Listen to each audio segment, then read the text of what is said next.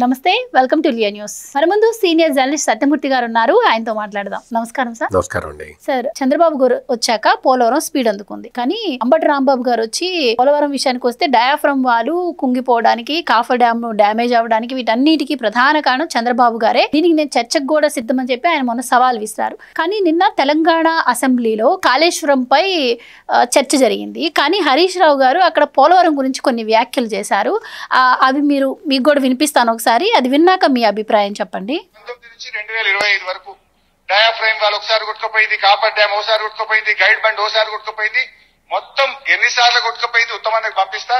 ఈ కాస్ట్ 7,000 కోట్ల రూపాయలు అయితే ఇది రిపేర్ చేస్తుంది మినిమం పోలవరం ప్రాజెక్ట్. అయితే ఇక్కడ సో మీరు విన్నారు కదా, అంబటి రాంబాబు గారు చంద్రబాబే కారణం అంటున్నారు, హరీష్ రావు ఏమో మరి జగన్మోహన్ రెడ్డి గారు కారణం అన్నట్టు మాట్లాడారు. సో రాజకీయాలు ఎలా ఉన్నా కూడా టెక్నికల్ గా వాస్తవ పరిస్థితులు ఏంటి సార్? దీనిపైన మీ అభిప్రాయం. ఇక్కడ ఏంటి అంటే, పోలవరం ప్రాజెక్ట్ అనేది బహుళార్థ సాధక ప్రాజెక్టు, ఆంధ్రప్రదేశ్ కి జీవనాడి. విభజన చట్టంలోనే దీన్ని నేషనల్ ప్రాజెక్ట్ గా టేకప్ చేస్తాము, దీన్ని కంప్లీట్ చేసి ఆంధ్రప్రదేశ్ కి ఒక వరం లాగా ఇస్తాము అని చెప్పి కేంద్ర ప్రభుత్వం హామీ ఇచ్చింది. ఆ హామీ మేరకు, ఎందుకు అంటే రాష్ట్రం విడిపోయినప్పుడు హైదరాబాద్ తెలంగాణకి వెళ్ళిపోయింది. సో హైదరాబాద్ నుంచి విపరీతంగా ఆదాయం వస్తుంది, తెలంగాణ రాష్ట్రం మొత్తం నడిచే అంత ఆదాయం వస్తుంది హైదరాబాద్ నుంచి. ఆంధ్రప్రదేశ్ కి అటువంటి సోర్స్ లేదు. అటువంటి సోర్స్ ని డెవలప్ చేసుకోవాలి అంటే చాలా సంవత్సరాలు పడుతుంది కదా.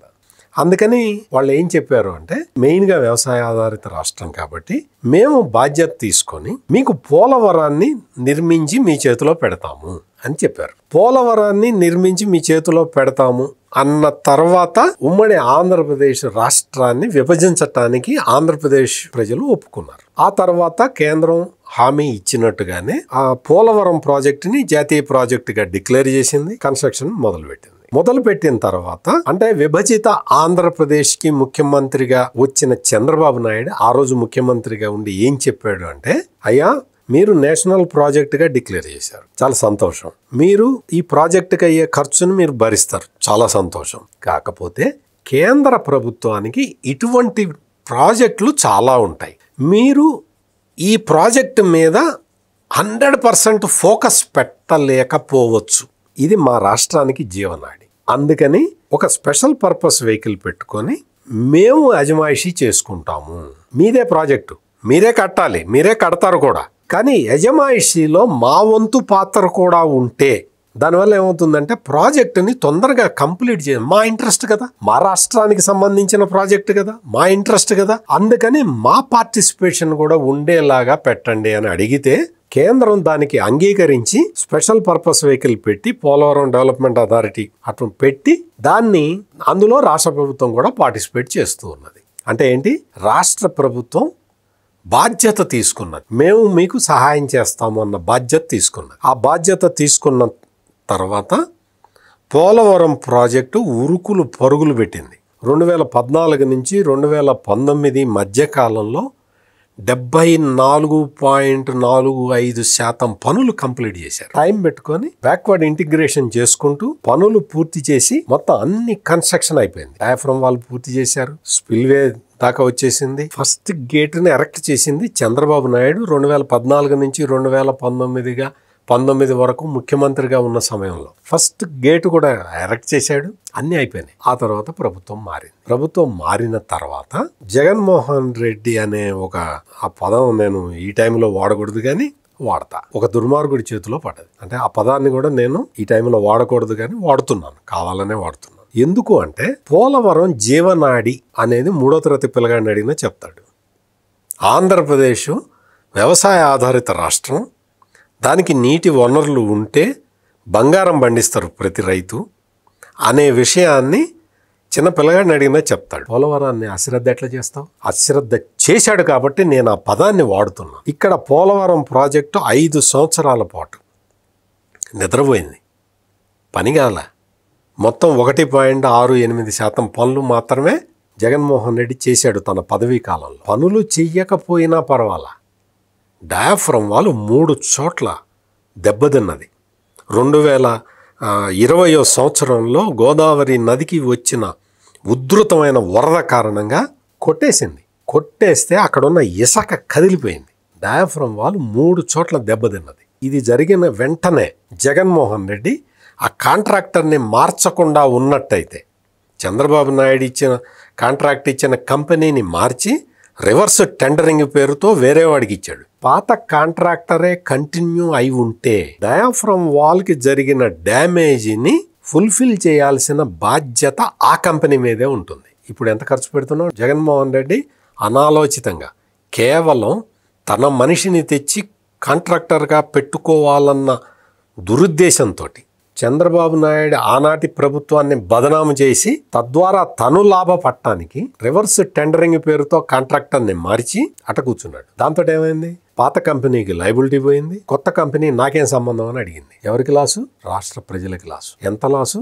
900 కోట్ల రూపాయల నష్టం. డయాఫ్రమ్ వాల్ మళ్లీ కట్టడానికి మళ్ళీ విదేశీ నిపుణులను తీసుకొచ్చి, జగన్మోహన్ రెడ్డి ఓడిపోయి చంద్రబాబు నాయుడు మళ్లీ రాగానే విదేశీ నిపుణులను తీసుకొచ్చి చూపిస్తే ఆ పాత డయాఫ్రమ్ వాల్ పనికిరాదు, దాన్ని మామూలుగా మళ్ళీ వేరేది కట్టుకోవాలి అంటే 900 కోట్ల రూపాయలు కేంద్ర ప్రభుత్వం మళ్ళీ మేము ఇస్తాము, 900 కోట్లు అదనంగా ఇస్తాము, మీరు డయాఫ్రమ్ వాల్ మళ్ళీ కట్టండి, ఆ ప్రాజెక్టు చాలా ఇంపార్టెంట్ అని కేంద్రంలో ఉన్న నరేంద్ర మోడీ ఎంతో విశాల హృదయంతో ఒప్పుకొని అంచనాలు సవరించి డయాఫ్రమ్ వాల్కి డబ్బులు ఇచ్చాడు. ఈ రోజున డయాఫ్రమ్ వాల్ దాదాపుగా కంప్లీట్ అయ్యి మొత్తం మీకు ఎగువ కాఫర్ డ్యాము, దిగువ కాఫర్ డ్యాము, ఈ కాఫర్ డ్యాములు కంప్లీట్ చేసి 5 సంవత్సరాలు అయిపోయింది కాబట్టి ఎగువ కాఫర్ డ్యామ్కి సపోర్ట్గా బట్రస్ డ్యామ్ కడుతూ ఉన్నారు. మొత్తం ఎర్త్ కమ్ రాక్ఫిల్ డ్యామ్ పనులు కంప్లీట్ అయిపోయింది. మీకు అంటే ఎంత వర్క్ కంప్లీట్ అయింది అంటే ఈ 14 నెలల కాలంలోనే దాదాపుగా 17-18% పనులు పూర్తయిపోయింది. దాదాపుగా ఇంకెక్కువ అయి ఉంటాయి. అయ్యి ఉండొచ్చు కానీ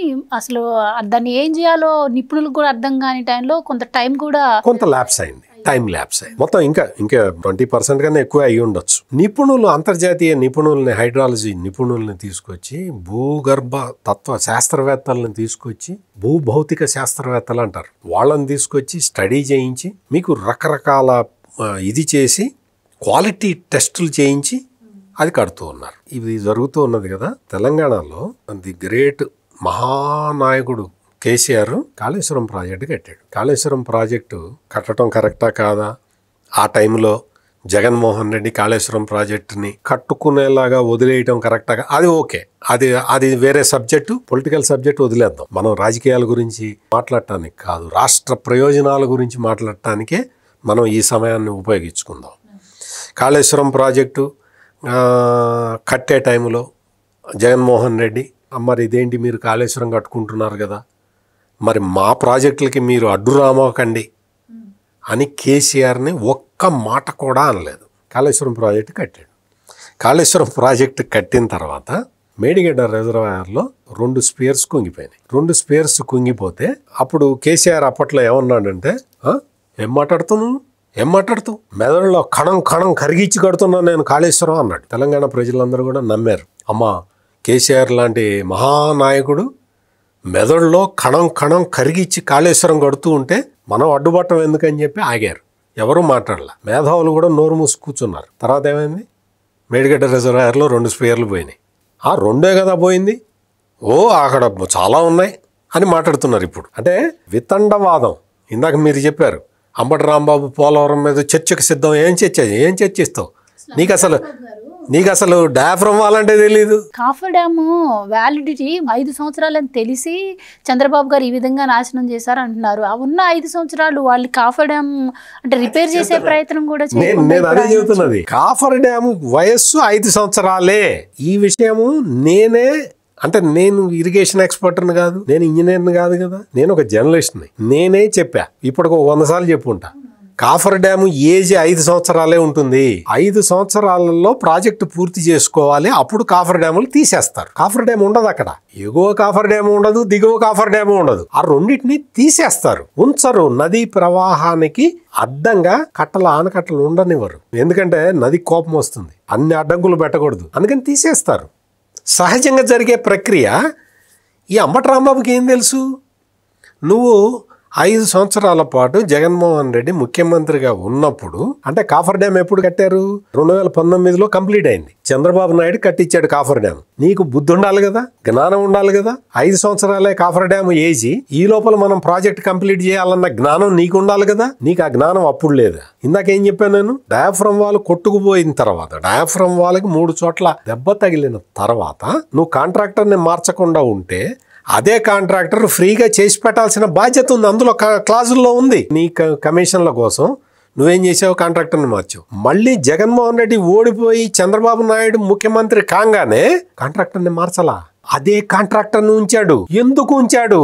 కాంట్రాక్టర్ని మార్చడం అనేది మళ్ళీ ప్రాసెస్. అదొక ప్రాసెస్. ఒక 8 నెలల్లో, 9 నెలల్లో, 10 నెలల్లో పడుతుంది ఫాస్ట్ గా చేస్తే. ఆ టైం కూడా నేను ల్యాప్స్ కానివ్వను. నాకు ప్రాజెక్ట్ కంప్లీషన్ ముఖ్యం.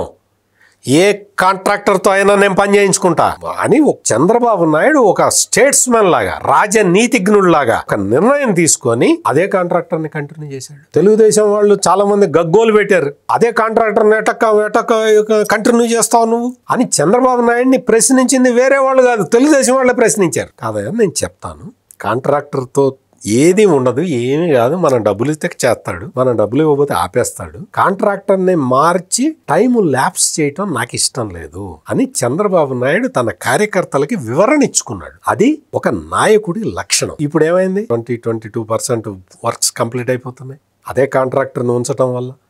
వర్షాకాలం కూడా పనులు జరుగుతున్నాయి. Diaphragm wall it's nearing to completion. ఆ మొత్తం బట్రస్ డ్యామ్ కట్టేస్తున్నారు, అక్కడ మొత్తం అయిపోయింది. నీకు ఎగో కాఫర్ డ్యాము మొన్న భారీ ఫ్లడ్, విపరీతమైన ఫ్లడ్ వచ్చింది గోదావరికి. అది కొడితే కాఫర్ డ్యాము కొంచెం లూజ్ అయింది. లూజ్ అయితే సాక్షిలో గోల. ఆ కాఫర్ డ్యాము, అసలు ఆ కాఫర్ డ్యామ్ బట్రస్ డ్యామ్ కట్టడానికి నీకు 700-800 కోట్లు ఖర్చు అయితే అదంతా జగన్మోహన్ రెడ్డి దగ్గర నుంచి రికవర్ చేయాలి. కానీ అది చేయలే. చంద్రబాబు నాయుడు మంచోడు కాబట్టి చేయలే. ఇక్కడ మీకు ఇంకోటి ఏంటంటే, ఈ హరీష్ రావు చెప్పింది అక్షరాల వాస్తవం. మీకు ఇంకో విషయం చెప్తా. అంటే నేను రాజకీయాలు మాట్లాడదలుచుకోలేదు ఈ విషయంలో, కానీ ఇదే విషయాన్ని కేటీఆర్, కేసీఆర్ అయితే చెప్పేవాళ్ళు కాదు. కేటీఆర్, కేసీఆర్ అయితే ఈ విషయాన్ని దాచిపెట్టి ఉండేవాళ్ళు. ఏం చెప్పాడు హరీష్ రావు? ఏం చెప్పాడు? డయాఫ్రమ్ వాల్ కొట్టకపోయింది జగన్మోహన్ రెడ్డి టైంలో.